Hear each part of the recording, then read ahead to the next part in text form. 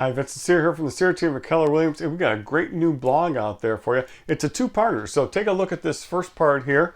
But before we get started, follow the drill, subscribe, follow this YouTube page so you can find out more information as it comes out onto their blogs and to our videos. But let's take a look. This one's talking about planning your home sale in a seller's market. Like I said, it's a two-parter.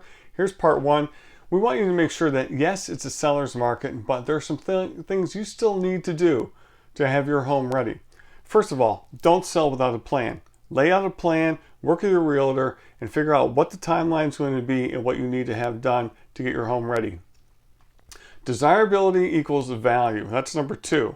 So we want to make your home as desirable as possible. The more desirable it is, more people are going to come looking at, the more people are going to want to put offers in for it.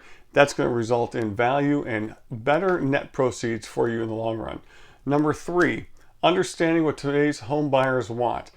What they wanted in the past has changed. What they want today, they want more room, they want space to run around on the outside, they want places for a home office, places for exercise. So that's number three, understand what today's home buyer wants. And number four, get your home ready to sell. You can't just take your home as it is and put it on the market and think you're going to get top dollar.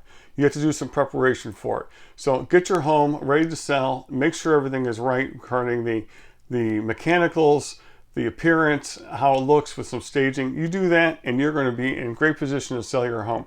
Like I said, this is a two-parter, so look forward to the next one as well. Check out our blogs and everything on our website. Have a great night.